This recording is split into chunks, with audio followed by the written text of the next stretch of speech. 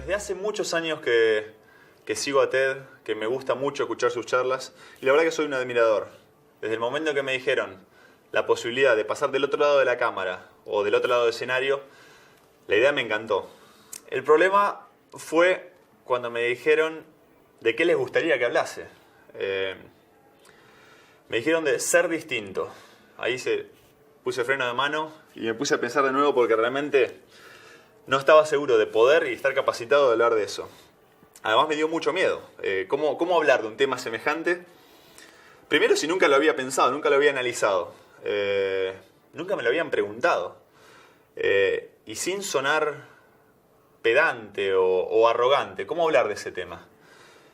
Pero me encantó el desafío. El camino a pensar, a llegar hasta ahora, ponerme enfrente de la cámara y analizar qué me pasó, cómo lo fui sintiendo, cómo se fueron dando todos estos pasos en mi carrera para llegar a donde estoy parado ahora. Y la verdad que lo disfruté mucho y me gustó y espero que sepan entenderlo, que trato de abstraerme un poco de quién soy y simplemente explicarlo como un espectador que fue viendo cada paso. Resulta que a los 15 años absolutamente nada hacía pensar que yo me iba a destacar para nada en el básquet, absolutamente. Era un chico prodigio para nada, no era un LeBron James o un Messi o un mismo Scola Nocioni en el básquet, que a los 15 ya se sabía que iban a jugar en un futuro en la selección nacional. Mi caso era muy distinto, era muy flaquito, muy chiquito. Lo único que me diferenciaba, que me podía llegar a diferenciar, ni siquiera me diferenciaba, era una gran pasión por lo que hacía. Me gustaba muchísimo. Además, a los 15 años ya mis hermanos eran profesionales, ya vivían del básquet. Y yo no quería ser menos. Así que a partir de ese momento le empiezo a dedicar mucho más tiempo.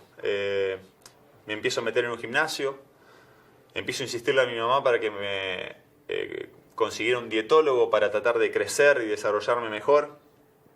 Empiezo a ver videos de básquet y ni bien termino de ver los videos de básquet, pum, corriendo a la cancha para tratar de copiarlos. Pero recuerdo que jugaba en los partidos y cuando terminaba volvía a casa, ya sea contento por haber ganado y jugado bien, o triste y deprimido por haberlo hecho mal, pero me autoevaluaba frente al espejo, me ponía enfrente de la ducha y me gritaba perro o qué desastre, fue así querés jugar en la Liga Nacional o así querés ser como tus hermanos y era duro conmigo mismo, pero si las cosas iban bien como que me festejaba, me alentaba, me decía esta es la manera de seguir. Así que bueno, todas esas horas que le fui poniendo dedicando al básquet, de a poquito fueron dando algún que otro fruto. Ya me sentía un poco más crecido, más desarrollado, empezaba a saltar un poco más. Y a los 18 años se me da la posibilidad de transformarme en profesional del básquet. Me voy a jugar a La Rioja, con muchas dudas, obviamente, como cualquier chico a los 18 años, yéndose a 1500 kilómetros de casa, pero con muchas dudas llego, muy entusiasmado, muy contento de estar siguiendo los pasos de mis hermanos y viviendo del básquet. Pero aún todavía no creía que estaba dentro mío, no creía que tenía nada que me hacía diferente. Jugué algunos partidos, me fue bien dentro de todo, pero nada me hacía destacar más allá de lo que se destacaba un chico de mi edad jugando en la Liga Nacional. Simplemente había vestigios cosas que indicaban que me podía llegar a transformar en un muy buen jugador de Liga Nacional, pero no mucho más. Al año siguiente vuelvo a Bahía Blanca, vuelvo a Estudiantes de Bahía Blanca y ese desarrollo sigue siendo muy paulatino, pero lo siento. De a poco las cosas empiezan a salir con más naturalidad. Por momentos tengo grandes partidos donde se veían cosas que hasta hace unos meses atrás no creía que podía. Pero hay un momento clave en ese año que es una charla con un extranjero que jugaba conmigo, que había jugado en la NBA. Había jugado 2 o 3 años en la NBA. Y me sienta y me dice, te tenés que ir a Estados Unidos. Tenés que ir a estudiar a una universidad de Estados Unidos que si vos vas y estás 4 años ahí, terminás en la NBA. Yo lo miro como diciendo, imposible, este quiere ser mi amigo o algo. Y me lo dice para motivarme, para hacerme poner bien. Ahí en el 97 se da un paso muy importante en mi carrera, que fue jugar el primer mundial. Y si bien me fue bien, tuvimos un gran campeonato, fue un gran éxito, tampoco sentía que era distinto en ese entorno. Es más, no era ni cerca el mejor jugador o el referente del equipo en esa selección. Pero al volver, ya sabiendo que había representado a la selección, sabiendo que estaba dentro de la elite de los chicos de mi edad de todo el país, es como que en mí empezó a haber un cambio. Sobre todo en autoestima, en confianza. Así que llegué a jugar mi última temporada, lo que iba a ser mi última temporada en Argentina, con mucha más confianza, como con la frente más alta. Inmediatamente me puse dos objetivos muy claros. Uno era jugar el Mundial mayor al año siguiente, a los 21 años, en Atenas. Y el otro era emigrar. Tratar de medirme con jugadores mejores que yo para tratar de alzar esa vara. Como que creía que ya en Argentina había cumplido lo que yo quería hacer. Logro los dos objetivos, voy primero al Mundial y después me voy a Italia.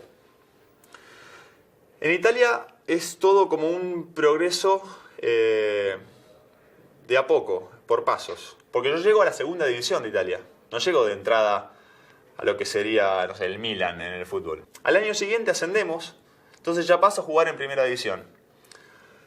Siento que me sigo destacando, que me siguen pasando cosas distintas, pero vuelvo a atribuírselo a que era un equipo chico.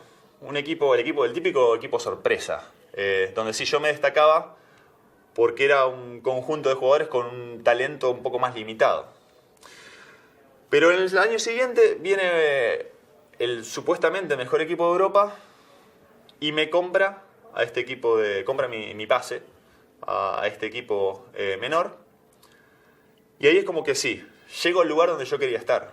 Un equipo con chances de salir campeón, un equipo con grandes jugadores y en el que yo iba de entrada a tener un rol menor.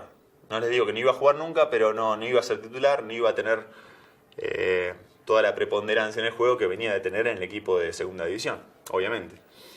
Pero ahí sí que se da el salto de calidad más grande que tuve en mi carrera. Salimos campeones, recuerdo, de la Copa Italia, que es una copa menor pero local, después de la Liga Italiana y después de Europa. Y en ese momento automáticamente me pasa lo que me había pasado 3 años atrás al decir, ya está, yo acá era lo que vine a buscar. Yo vine a salir campeón, a mejorar, a competir con los mejores, pero los que tengo a mi alrededor ya no son mejores que yo. Ya me consideraba en la elite de lo que era el campeonato europeo. Entonces el paso siguiente, natural y único que quedaba, era la NBA. Y entonces se me da. Viene San Antonio Spurs, me había elegido un par de años antes, pero decide contratarme. Y bueno, y llego a un mundo totalmente distinto, que había visto solo por televisión hasta hace 5 o 6 años atrás, en el que realmente ni esperaba llegar y ser parte de él, pero bueno, se me dio, estaba ahí y no me iba a quedar con eso, sino que quería mejorar, quería triunfar y quería hacerlo bien. Por primera vez en mi carrera, en ese año, me encuentro con dificultades. No lograba tener una asiduidad de juego, una regularidad que yo creía que podía tener. Venía con muchas lesiones, me había lesionado en el Mundial en el 2002 justamente y cada vez que empezaba a jugar un poco caía con una lesión y además simplemente tenía un rol muy limitado.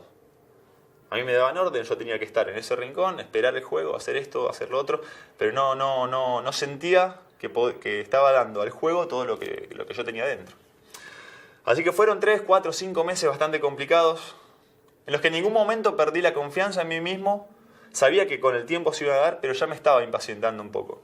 La verdad que sí, porque por naturaleza soy impaciente. Pero bueno, sobre el final de la temporada empieza a cambiar de a poco. Noto en mis compañeros y en el cuerpo técnico como una confianza superior. Ya por momentos me dejaban 25 o 30 minutos en la cancha. Cerraba los juegos, me nombraban alguna jugada para mí, para que yo definiera. Y eso me empezó a sentir bien. Pero le digo la verdad, en este nivel vuelvo a sentir lo que se había sentido anteriormente, decir, no sé, me faltan cosas. No sé si tengo lo que se necesita para transformarme en un gran jugador en la NBA o para destacarme, salirme de lo que es el promedio.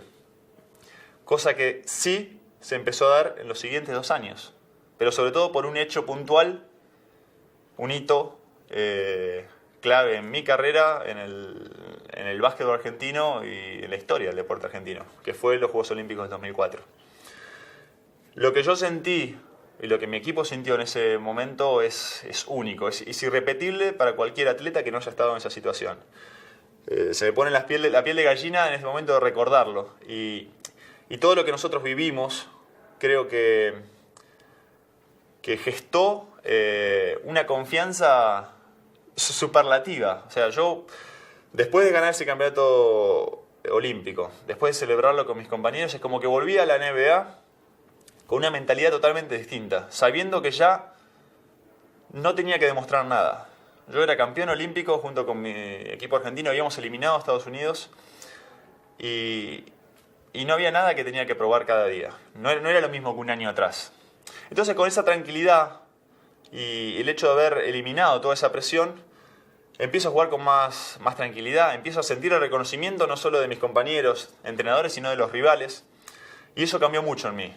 Cambió mucho porque cuando uno juega ya sabiendo y con ese respeto, lo hace de una manera mucho más tranquila y afianzada. Entonces, a partir de ahí se fueron dando muchas cosas. Volví a ganar un campeonato de NBA, me nombraron All-Star, que es la elite, los 24 teóricamente mejores jugadores de la NBA. Cosa, si ya era impensado jugar en la NBA, imagínense formar parte de ese grupo. Así que notaba que ya empezaban a pasar demasiadas cosas, que ya no podía ser casualidad y que algo había. Entonces me puse a pensar, o en realidad me pongo a pensar ahora también, ¿qué era lo que pasaba? ¿Qué había? ¿Por qué a mí? ¿Por qué a mí? ¿Yo había trabajado mucho más que los demás? Creería que no, porque sí había trabajado mucho, pero no creo que más que el resto. Talento es la palabra que llegué. Es la palabra que me decían. Mucho talento. ¿Pero qué es el talento? ¿O cuántos talentos hay? Entonces yo me puse a pensar y sí, el talento que tenía a los 20 años era muy difícil, muy distinto de lo que después le fui agregando a mi juego. Yo con el talento de los 20 años, que posiblemente en bruto era lo mismo que ahora, no me alcanzaba para llegar a ningún lado. Había que ir agregándole cosas. Entonces llegué a la conclusión, y después de todas mis experiencias en equipos, que talentos hay muchos. Un talento muy importante es ponerse un objetivo y no dejarse distraer. No irse por las ramas, sino buscarlo, identificarlo y hacer todo lo que esté posible a tu alcance para conseguirlo. Otro talento importante es entender qué es lo que pasa a tu alrededor, qué es lo que necesita tu equipo, qué es la idea de tu entrenador, qué es lo que falta, qué es lo que podés agregar para que tu equipo dé el salto de calidad. Bueno, identificar todo eso y ser capaz de proveerlo. Otra cosa importante es saber en determinados momentos relegar el lucimiento personal para que tu equipo gane. O sea, yo puedo hacer, yo o cualquiera, 30 puntos en el equipo y disfrutarlo, porque es verdad, es divertido, entretiene. Pero cuando das el siguiente paso, por ahí tenés que hacer 10. Y después llamar la atención y buscar a tu compañero para que tu compañero también esté bien. Otro talento muy importante, que lo acabo de decir también recién, es el disfrutar de jugar con tus compañeros. No estar siempre pendiente de lo que hace uno, sino ponerse contento cuando doy un pase y mi compañero define. Cuando veo que un debutante que está jugando conmigo va creciendo y se va desarrollando en un jugador superior. Porque además de sentirse bien y de altruismo, ayuda al equipo. Cuanto mejor sean mis compañeros, mejor va a ser mi equipo y más chance voy a tener de ganar. Y el último, pero no menos importante, es el de entender tus limitaciones. Hay simplemente momentos que no se puede todo. Por más que uno se crea con capacidad para hacerlo, hay momentos que no da. Que hay un equipo que te supera, una estrategia que es más importante que el lucimiento personal. Y yo he tenido la suerte, posiblemente en todos mis equipos, de jugar con algunos de los mejores jugadores con talentos no habituales, no de los que se ve y los que se lucen, pero que eran los primeros a levantar la mano cuando había que defender al mejor rival. Eran los primeros que iban a fajarse adentro cuando el partido se ponía duro y que en ningún momento pensaron o contemplaban la posibilidad de que hablaran de ellos en la nota post partido, en que el fan cantara su nombre. No era el objetivo era poner su granito de arena para que el equipo ganara y ahí sí festejar todos juntos. Creo que esos 5 que nombré son los que hacen que todo se junte para que formar un equipo ganador y un jugador completo. Son cosas importantísimas para poder marcar una diferencia con el de al lado. Hay jugadores que tienen 1 y les alcanza, otros que tienen 3, otros que pueden reunir los 5 y son los que marcan una diferencia. Pero no se queden con la sensación, con la idea de que el talento es solamente hacer la jugada linda, porque no lo es. Todo esto que acabo de explicar fue lo que me sirvió para destacarme en el mundo del básquet. Algo a lo que le dediqué básicamente mi vida entera, pero que lamentablemente tiene una fecha de vencimiento. Y una fecha de vencimiento que no es a los 65 o a los 70 años como a un abogado, un contador o un trabajador cualquiera. La fecha de vencimiento mía es máximo a los 40 años, donde una persona normal que haya estudiado básicamente empieza a arrancarla. ¿Cómo afrontar eso? Cuando sé que empieza una vida nueva, una vida distinta, fuera del deporte, en la que nunca me he manejado. Una vida en la que no va a haber las secreciones de adrenalina o la clase de emociones que yo viví con anterioridad.